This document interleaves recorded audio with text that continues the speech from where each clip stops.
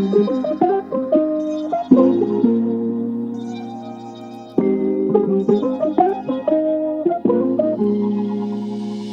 and welcome to our 14th episode of the All Good Things podcast. Now, for those of you who may not have watched the previous one, we did end off with a little bit of a bang last episode, didn't we? And unfortunately, somehow, that interaction with the envelope has changed me into a different James, as well as Adam from a different James into this Adam.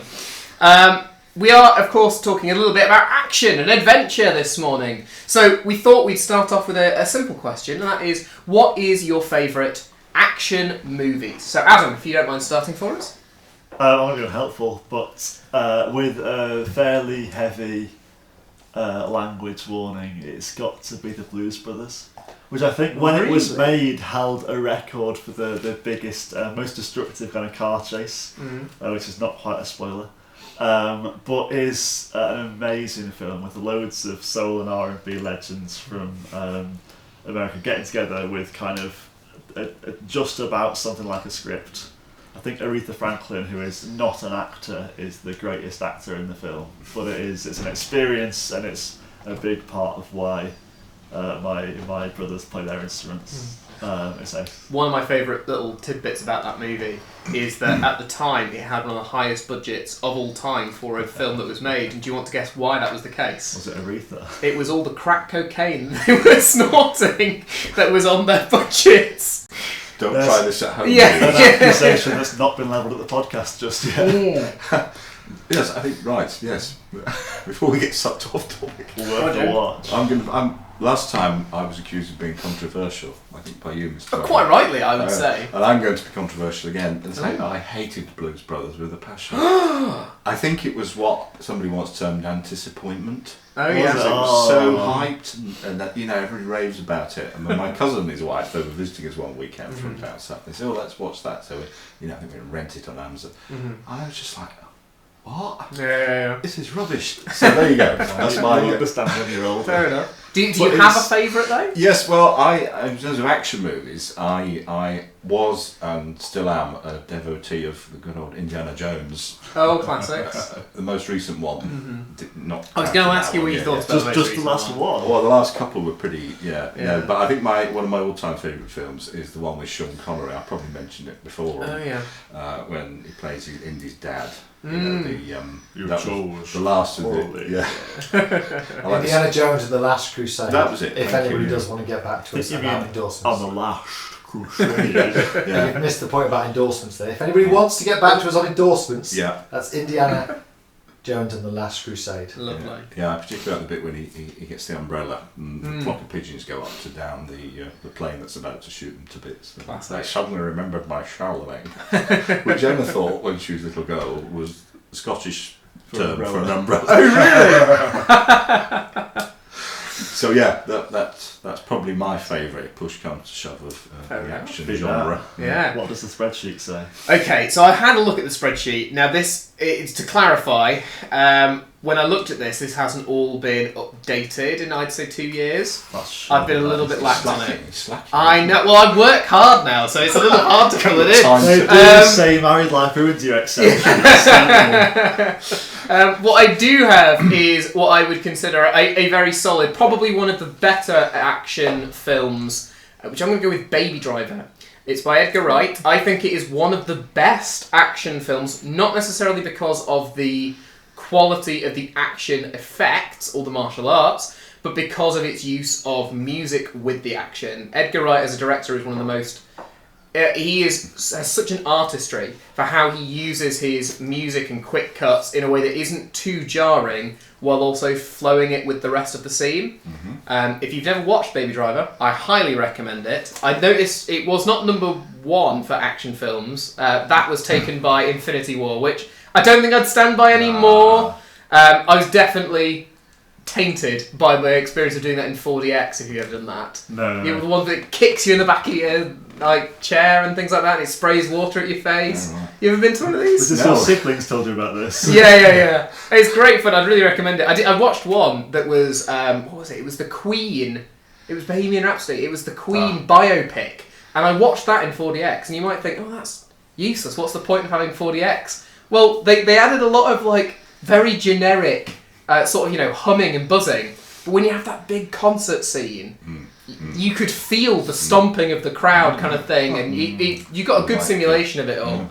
I'd say that's probably the closest I can get to a good action film. If you're just settling into St Albans and Duffield and village life, then Edgar Wright's Hot Fuzz will be quite an introduction to the rural community. Strangely accurate as well, right? I mean, I wasn't expecting the secret cults that meet up at night, but... Well, why not? I mean, again, sorry, language warning. We're doing really poorly on that, aren't we? It's alright. This is why I wasn't allowed on for this segment, because I'd have chosen something by Quentin Tarantino. So. Oh, dear.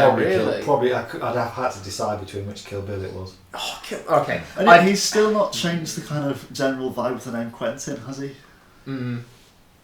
No. And on that bombshell, we should probably move to our next topic. And Adam, do you want to give us a little hint or a teaser of what our next topic is? I'd love to. Partly because it's a line from my Blues Brothers. They keep on saying, we're on a mission from God. And then a nun will hit him with a ruler, which is appropriate.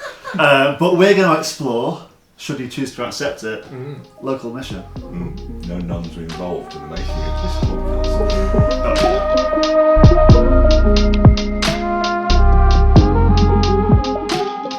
Okay, so here we are. We have rearranged chairs. No, we've rearranged people and the chairs have stayed in the same position, but that's really important. We just a slight tech issue there. So we are moving on to our central segment, which we have, I think, trailed more effectively than anything else we've trailed for a long time. And that is, we're talking about local mission. So I suppose the first question we ought to ask ourselves is this. What do we mean by local mission? What are we talking about when we talk about local mission? Yeah, well, that's a good question to kick us off, and I will try and answer that by saying that we, as Christians, we believe, do we not, that we have some really good news that we want to share with people around us who may not know about the Christian faith, what it's all about. We have some good news, and the gospel, of course, as people may know, means good news, and that good news is all about the person and work of Jesus Christ, who he is, why he came to earth, what he did, what that means, why it's important. So we do local mission primarily because we want to share the good news of Jesus Christ and the Christian faith, the hope we have as Christians, and all that goes with that. So. Yeah, and I suppose the other thing is, I suppose people sometimes will be familiar with the idea of mission and missionaries. Yes. And the idea of people either going out to teach people about Jesus to sort of the ends of the earth, or to go out and work in a hospital or a school, or to, build some water pumps, all the various things that folk would do. And so we're used to mission in that sense. Yes, because we mission missionaries, and we support various missionaries, mission agencies around the world. So I suppose the distinction with local mission is the sense that this is if you like, how we do our engagement, our Christian engagement locally. Yeah. And by locally we mostly mean parishes. Yeah. And what we do in the local area. Yeah. And what we do here. And I suppose, just in terms of, as we get into it, one of the things we probably ought to say is that one of the reasons why we're thinking about this is because next year, or if you're listening to this later on this year, or if you're listening to this much later on last year, we did a local mission associated with Passion for Life, and so there's a sense in which we're talking about this today, just to say, well, why do we do things like that? So local mission, we want to get people to hear the good news about Jesus. Yep. It's what we do locally. Yep. So what is it we do? What kind of things do we? You can answer this. You can start us off on this one, Adam. What kind of things do we do when we do local mission? We've run some courses. We're probably not counting our kind of regular events like Repair Cafe and Board and Brew, although they're doing part of that job, because it is being in community and serving and demonstrating the gospel in a bit of service and sacrificial love in quite gentle, easy ways. So that's kind of a soft edge. Yeah, it's making connections, isn't it? But you might think more about courses that are run that are more explicitly come and find out. Yeah, so we try and have, don't we? We always try and have stuff that's going on. the kind of local mission is a thing where you say, right, well, for this period of time, we're going to focus in and do more events than we might normally do, and maybe some slightly different things, and maybe think about that in a particular way in order to seek to engage. As you say, connections you've mentioned there, that in terms of, we're always trying to sort of make connections with the community. We've got stuff going on, we've got more stuff planned on that. We've talked a bit about communication, haven't we, that there's that desire to share, because we do think we've got good news to share. So it's not like we sit around saying, oh, what can we tell people? Or, what is it we've got to say? What's our message? It's like, well, how do we communicate is key for us. Yeah, I mean, one of those ongoing, again, sort of reasonably sort of low-key vehicles is the parish magazines that we do month by month, and we talk about what's going on in the church and various things, and that's all part and parcel of local mission in its broadest sense of sharing what we do, what the church is about, and so on. So we have got some kind of softer and harder edge stuff in terms of how much we're loudly pushing. We want you to know this thing. I've got a simmering obsession about Britishness and how much we do and don't talk about some things, and it's not often in us to have Jesus in conversation all the time, because you get known as that strange person, but actually there's really good in that, and there's good in courses to kind of make up for it, maybe. And I genuinely don't think you could come here on a Sunday and not encounter people who are encountering Jesus. And I genuinely don't think you could come here on a Sunday, and if you sort of listened along to our service, you would hear something about why Jesus is so important to us, and why Jesus is so important. So that, I suppose that's your kind of harder edge, is it? Is that what you're thinking in terms of? Yeah. It's a bit more, this is right, hard to miss, I suppose. Whereas there's other stuff which is a bit more, probably a bit more easy to access. I mean, I guess for some people coming along to a church service is quite a big ask. Which is why we're doing some of these other things of making connections, as we said. And also, because it is not perhaps what people are used to, and also in a sense, we understand folk. It's easier to come along to something where you might know some people, and also sometimes folk just want some company, just want some support, the kind of thing that we do through Sanctuary, the other stuff that we have, which is just really about kind of listening to people and spending time together and building community. So hopefully we've got all kinds of different things that are going on all the time, and then we take the opportunity of a mission to say, well, let's focus our attention, and do some slightly different things. Yeah, and I think you're right, Jess. I think you mentioned earlier we have all these ongoing things that make connections, as Adam said, and ongoing communications and all those good things. But I think you used the word earlier, something more intentional, which is what we'll be particularly doing with the Passion for Life, the Fine Life in Jesus mission, which is next Easter time. And there will be some services, I should think, designed particularly for those who are outside the church, new to the faith, interested, want to find out more, that people can come along to, and that people already interested can invite their friends to, and hopefully there'll be various other intentional events around that time as well. That look to share the good news that we mentioned. And give people opportunities to ask questions, and give people opportunities to reflect on where they're at. Okay, so I've got one final question, and this probably goes back to the kind of this idea of mission. We've talked about missionaries, and maybe for some people who were kind of listening, I was talking about missionaries, they were like, oh, your picture of a missionary is, someone Victorian, essentially, isn't it? Sort of turning up in the middle of South America or Southeast Asia or Africa, dressed in a kind of full suit with a top hat. So where's the I say, where's the gin? Sort of thing. Or just that sense of mission as missionaries, really, as basically just being an arm of colonialism. So I suppose the last question on that sort of vision of what we think about mission and missionaries is mission not just like a bit old-fashioned? Or maybe worse than that, is mission not just like a bit naughty? Shouldn't we even be doing this today? Should we actually be going out to people and saying, we actually think there's a different way of living? Bit of an imposition. Yeah, that's the idea, isn't it? That it's a bit naughty.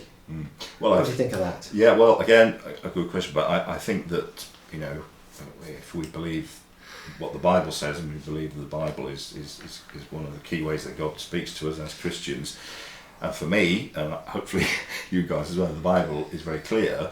I mean, one of the last things that Jesus tells his followers, his disciples, before he returns to heaven, is that he wants us to go out and share that good news about him and who he is. So I think in a nutshell, yes, we do need to continue to share that good news. Obviously we have to do it carefully and sensitively and gently and all those things. And I think you mentioned, you know, Dr. Livingstone and that kind of Victorian mission. The idea of it, yeah.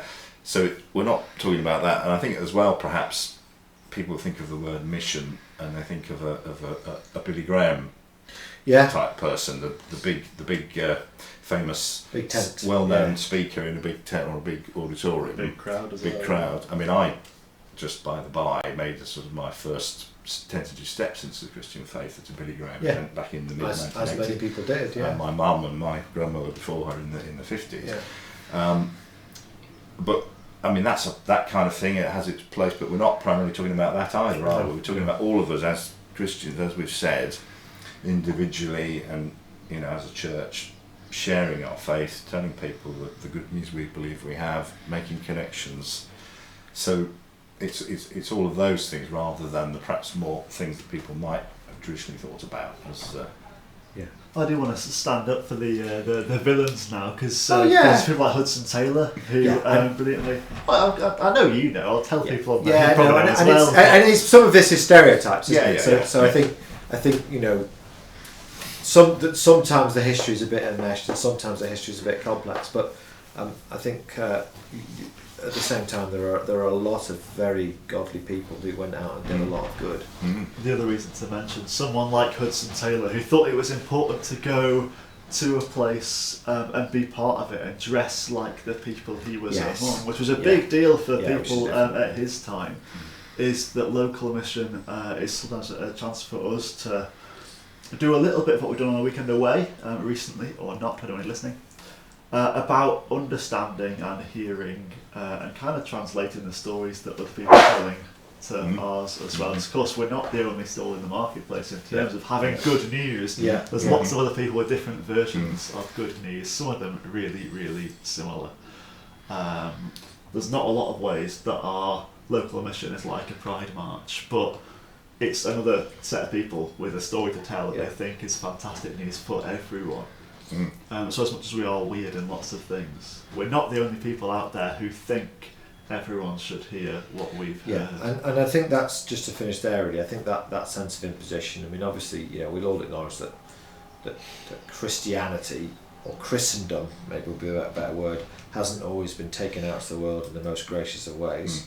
And sometimes the overlap is historically the overlap between the power of, for want of a better word, a Western nation and its Christianity have been a bit enmeshed. But at the end of the day, we do think there's an important message to get out, and we do think there's an important message to hear, and we have been given a story to tell and a message to communicate. And there isn't an imposition because it's good news. That's the key point, isn't it? I mean, you know, it's like, you know, most people might feel that a letter is an imposition. If they opened it to find out there's a couple £100 in it, they probably wouldn't send it back saying, "I didn't ask for this." Yes, it's slightly less of an imposition. It's slightly less of an imposition. So, you know, we've got good news to share. We need to do that carefully and respectfully. But as you say, Adam, everybody wants to share their news, and we want to share news about Jesus.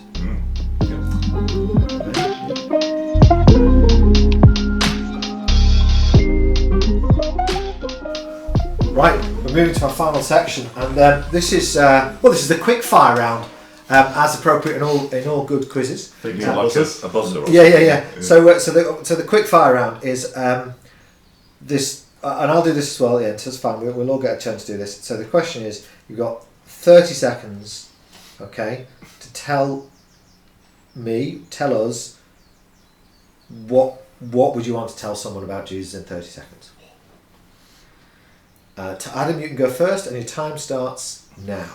Okay, so think about this last weekend away a little bit.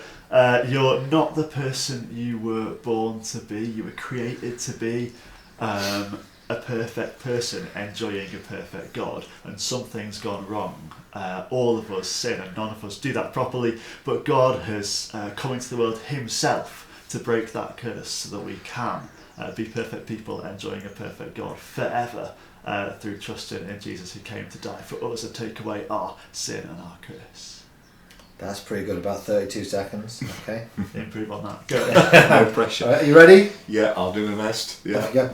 Yeah, well, because humans have done things we shouldn't, done things wrong, what the Bible calls sin, that causes us to be separated from God, who is entirely without sin. He is holy and good and all the rest of it. So we're separated from God, alienated from God because of our wrongdoing, and we need to be reconciled and restored to God and be able to have a peaceful relationship with God again. So Jesus comes to deal with our sin and wrongdoing through dying on the cross, rising again. And that's... Okay. Yeah. Good. Okay. So someone else is going to have to keep an eye on the time. We'll do our best. Yeah. So let me know when you want me to. 3, 2, 1, go. Okay.